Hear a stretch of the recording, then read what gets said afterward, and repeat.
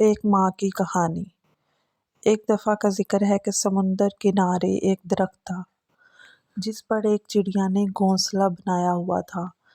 ایک دن تیز ہوا چلی تو چڑیا کا بچہ سمندر میں گر گیا۔ چڑیا بچے کو نکالنے لگی تو اس کے پر گیلے ہو گئے اور وہ لڑکھڑا گئی۔ اس نے سمندر سے کہا، اپنی لہروں سے میرا بچہ باہر پھینک دے، لیکن سمندر نے ایسا کرنے سے انکار کر دیا۔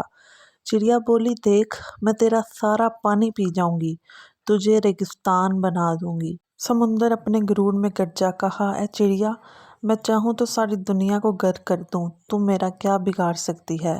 چڑیا نے یہ سنا تو بولی، چل پھر خشک ہونے کو تیار ہو جا۔ یہ کہہ کر اس نے سمندر سے پانی کا ایک گھونٹ بھرا اور اڑ کر درخت پر بیٹھ گئی۔ پھر آئی، گھونٹ بھرا، پھر درخت پر جا بیٹھی۔ یہی عمل اس نے کئی بار کیا تو سمندر گھبرا کے بولا، پاگل ہو گئی ہے کیا؟ کیوں مجھے ختم کرنے لگی ہے؟ مگر چڑیا اپنی دھن میں یہ عمل دہراتی رہی۔ ابھی اس نے صرف 20-25 بار ہی پانی کے گھونٹ پیے ہوں گے کہ سمندر نے ایک زور کی لہر ماری اور چڑیا کے بچے کو سمندر سے باہر پھینک دیا۔ درخت جو کافی دیر سے یہ سب دیکھ رہا تھا سمندر سے بولا، اے طاقت کے بادشاہ، تو جو ساری دنیا کو پل بھر میں غرق کر سکتا ہے، اس کمزور سی چڑیا سے ڈر گیا؟ یہ بات میری سمجھ نہیں آئی۔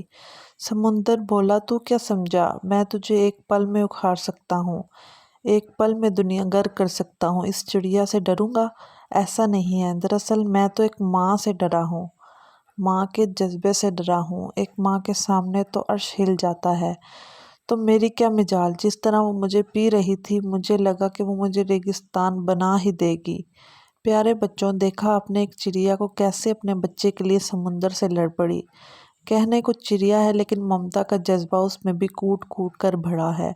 سب ماؤں کو اپنے بچے عزیز ہوتے ہیں۔ آپ کی ماں بھی آپ سے بہت پیار کرتی ہوگی، آپ کی ذرا سی تکلیف، دکھ اور پریشانی ہو جاتی ہوں گی، ہے نا؟ یہی بات ہے، پتہ ہے آپ کو، ماں دنیا کی عظیم ہستی ہے، اس کے قدموں نیچے جنت ہے۔ ماں اللہ تعالیٰ کی سب سے عظیم نعمت ہے۔